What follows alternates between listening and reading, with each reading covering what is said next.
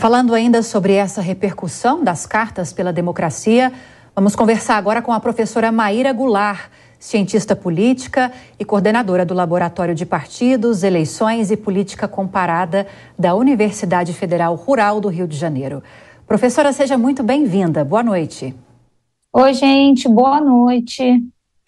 Professora, então vamos seguir nesse tema que a gente estava abordando desde o início do jornal, estamos falando sobre isso, que são essas cartas pela democracia. Tivemos ontem, quinta-feira, 2 atos, 2 leituras de cartas importantes, uma coordenada pela Faculdade de Direito da USP, outra coordenada pela Fiesp, ambas manifestos pela democracia, favoráveis também esses manifestos às urnas eletrônicas, às eleições, e também temos de um outro lado o Manifesto pela Liberdade, que também já colheu milhares de assinaturas, um manifesto que foi organizado por advogados de direita. De que forma esses manifestos, professora, podem mudar ou então impactar, ao menos, a corrida eleitoral? Eu acho que mais do que a corrida eleitoral, ela é impactada da seguinte forma, né? A gente vê a formação de uma frente ampla em defesa da democracia e que pode precipitar na mentalidade do eleitorado o seguinte entendimento: essa não é uma eleição normal. Numa eleição normal, se espera num primeiro turno um debate o mais plural possível entre diferentes projetos de governo, diferentes projetos de país. Então é legal, num primeiro turno, você ter gente de extrema esquerda, extrema direita, verdes, vários tipos de projeto de país. Isso é o esperado, porque uma eleição é um momento em que o sistema político injeta na sociedade um conjunto de conteúdos para que essa sociedade delibere sobre ele, ganhe reflexividade sobre eles. Essa é uma eleição diferente, né? Nessa eleição, a gente tem um risco que é de um candidato de extrema direita ganhar o seu segundo mandato. E políticos de extrema direita, quando ganham um segundo mandato, eles tendem a aumentar a sua escalada autoritária. Em que sentido, né? Aumentando esse processo de esgarçamento das instituições democrático-liberais, sobretudo no tocante a um princípio basilar, que é o princípio da divisão de poderes. Né? É isso que está em risco. Um segundo mandato de Bolsonaro põe em risco a divisão de poderes. É bem clara o desconforto de Bolsonaro com a liberdade de poder, entre os 3 poderes, né? Então, essa eleição, ela não é bem uma eleição normal em que um primeiro turno cumpre uma função de primeiro turno. Essa eleição tem um caráter plebiscitário, em que a gente tem uma alternativa, que é a escalada autoritária, e a outra alternativa, e nisso os manifestos contribuem, a leitura das cartas contribuem, ela não é uma alternativa de um projeto determinado. Ela se apresenta como uma frente ampla para fazer frear essa escalada autoritária. E falando justamente dessa escalada, então, professora, queria saber da senhora quais foram, então, os primeiros passos. O que é que Bolsonaro já fez de autoritário? Perfeito, ótima sua pergunta.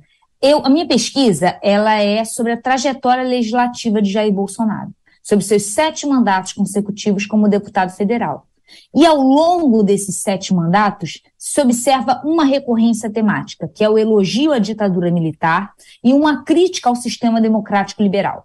Seja uma crítica ao sistema eleitoral, seja uma crítica aos partidos políticos, seja uma crítica mesmo ao Congresso Nacional. Então, e ao Judiciário, e ao Judiciário também. Né? Então, a gente observa que esse líder, né, se apresenta como um anti-establishment, como um candidato antissistêmico. Eu não acho que Bolsonaro seja... Eu não observo em Bolsonaro uma postura de outsider. É mais do que isso, ele é antissistema. E, durante esses 27 anos em que ele vociferou a favor da tortura, que é um crime que vai contra o core normativo, o núcleo normativo da democracia liberal, a tortura é algo radicalmente antipodal à democracia liberal. E ele elogia a tortura, ele elogia a ditadura militar durante esses 27 anos. E as instituições não fizeram nada para freá-lo, certo? Não o puniram por crime de decoro, nem adotaram medidas institucionais para freá-lo. E estão fazendo a mesma coisa ao longo do seu mandato. Quando ele xinga um ministro do Supremo Tribunal Federal, e ele xinga repetidamente, vários ministros do Supremo Tribunal Federal, isso é um crime de decoro, é um atentado de um poder contra o outro. Então é muito importante, né, que a gente entenda que há uma certa conivência das instituições em fazer frear essa escalada autoritária. Professora, a pergunta agora é do Rodrigo Constantino. Boa noite, professora. Não vou poder ter tempo para entrar num debate sobre extrema-direita, o que significa isso para a senhora, mas só digo que chamar o presidente Bolsonaro de antissistema, esse sistema aí podre e carcomido que temos, talvez a senhora contribua com alguns votos extras para a extrema-direita, né? E realmente, ataque à instituição a gente vê bastante quando ministros abrem inquéritos abusivos e ilegais, segundo muitos juristas. Mas a pergunta é mais objetiva. Assumindo que seja a tal extrema-direita e tudo, a senhora mencionou apologia à tortura, coisas assim, ditadura, né? A saída para essa extrema-direita imaginária, ou suposta extrema-direita, seria então a extrema-esquerda lulista, o Foro de São Paulo que defende a ditadura venezuelana, Cuba, Fidel Castro, Lula sempre defendeu Cuba, né? Fidel Castro foi um grande ditador, o maior de todos na América Latina. Tortura, por exemplo, praticada sempre pelo paredão de fuzilamento do Che Guevara, do próprio Fidel Castro. Até hoje o PT defende Cuba, Venezuela e Nicarágua, que são 3 regimes ditatoriais terríveis, comunistas. Seria então a saída para essa extrema-direita a extrema-esquerda autoritária do Foro de São Paulo? Interessantíssima sua pergunta, Rodrigo. Eu trabalho com um programa internacional que tem sede na Alemanha, que chama Comparative Manifesto Project. E lá a gente codifica, né, transforma os programas de governo em códigos e consegue posicionar esses programas do mundo inteiro, desde 1946 até os dias de hoje, dentro de uma escala ideológica, né, que vai aqui da extrema esquerda para a extrema direita. E depois eu posso te mandar os dados, são super interessantes. A gente consegue observar que o programa do Bolsonaro é o programa que mais se afasta do centro de toda a nossa história da Nova República. E ele, inclusive, está à direita do programa do Trump. Ele é um programa que tem conteúdos de extrema direita. Ele consegue, e esse programa, né, ele faz não por ênfase. Então não basta você falar uma coisa muito intensa, é pelo montante em relação ao total do programa, as frequências temáticas. Então, quando eu falo que Bolsonaro é um candidato de extrema direita, é porque o seu programa e os seus discursos podem ser posicionados a partir desse conteúdo numa métrica internacional, que é aplicada internacionalmente. Então, do mesmo modo, eu posso te falar que o programa do PT, exceto de 89, ele sempre fica muito próximo do centro ideológico. Então, a despeito de falas que podem ser falas intensas, né? Porque esse programa ele não vai pela intensidade da frase, mas pelo que ela representa no montante geral de frases dentro de um programa.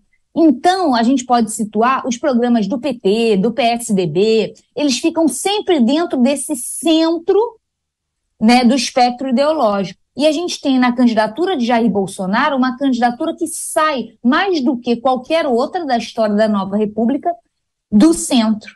Então, isso é que eu queria salientar, não há simetria entre as duas alternativas. A gente tem uma alternativa, sim, de extrema direita e a outra que está ali no centro do espectro ideológico. Isso é bom ou ruim? Não sei. Porque esse centro do espectro ideológico, esse sistema que você tem toda a razão de criticar, é algo que a gente precisa rever e tudo mais. Mas se a gente for pensar em termos empíricos, é possível afirmar que nós temos nessa eleição um candidato de extrema-direita e outro do centro do espectro ideológico. Cristina Gremel. Acho que está fechado aí, Cris. Vamos voltar. Queria sair um pouco do espectro do estudo, do passado, do legislativo, porque houve uma mistura aqui, pelo que eu entendi. O seu trabalho foi feito em cima do período do então deputado Bolsonaro, em cima de falas dele, não de projetos mesmo que ele tem apresentado, e não do presidente, né, não do governo Bolsonaro. E aí, quando coloca isso num espectro mais amplo, comparando com o exterior, aí a fala é de governos de centro, governos de extrema-direita, e não existe extrema-esquerda, pelo que eu entendi aí. Existe, pelo menos no Brasil, não, só um centro. Mas vamos para a prática. O que a população está olhando, até pela experiência de já ter tido os atuais candidatos como governantes. A gente tem partidos de esquerda, que eu acho que não erroneamente na cabeça de muitos eleitores são de extrema esquerda, sim, porque não só apoiam essas ditaduras aí, como bem relembrou o Rodrigo, como saquearam o Estado brasileiro, todos os cofres das estatais, saquearam o BNDES para mandar dinheiro para essas ditaduras. E mais, radicalizaram no discurso agora, quando se propõe a voltar ao governo, falando que vão censurar a imprensa, que vão censurar a mídia, que vão revogar reformas que provocaram um avanço enorme na área trabalhista, na área econômica, nas empresas, abertura de empresas, enfim. Como não colocar à esquerda, muito à esquerda do espectro político, um candidato desses, que está radicalizando nesse nível, e mais, que chama para ser seu vice alguém que antes era tido como esquerda, mas que também radicaliza, está inclusive fingindo que não disse no passado que o atual apoiado por ele queria voltar à cena do crime. Ótima sua pergunta, porque me permite precisar. Eu trabalho com a trajetória legislativa do Bolsonaro, mas eu também trabalho com codificação de programas de governo. Na trajetória legislativa do Bolsonaro, eu estudei discursos em plenário e todos os projetos de lei apresentados por ele ou assinados por ele. Então, isso é uma coisa. Quando eu falo que a gente posiciona os partidos dentro do espectro ideológico, partidos ou coalizões, a gente está falando de programas de governo. Sobre a performance governativa, aí é de maneira inequívoca. Nós não tivemos nas administrações do Partido dos Trabalhadores qualquer tipo de investida anti-establishment. Pelo contrário, a gente observa um processo de fortalecimento das instituições de controle. Isso é muito fácil de observar. Por exemplo, o Supremo Tribunal Federal, que é uma instituição de controle, né? Nós temos 11 ministros. Na altura do impeachment, se eu não me engano, a gente tinha 11 ministros e 7 indicados pelo Partido dos Trabalhadores. Eu tenho um trabalho sobre isso também. Desses 7 indicados pelo Partido dos Trabalhadores, todos votaram conforme o rito do impeachment contra o Partido dos Trabalhadores. Ele teve uma maioria de votos contrário a ele, se eu não me engano. Mas, com certeza, a maioria desses 7 votou, tanto que o impeachment passou. Então, diferentemente de outras lideranças de esquerda na América Latina, que, de alguma maneira, né, fizeram processos de aparelhagem institucional, o Partido dos Trabalhadores não fez. Pois bem, acabamos de conversar com a professora Maíra Goulart, cientista política. Muito obrigada pelas informações, professora. Boa noite e bom fim de semana.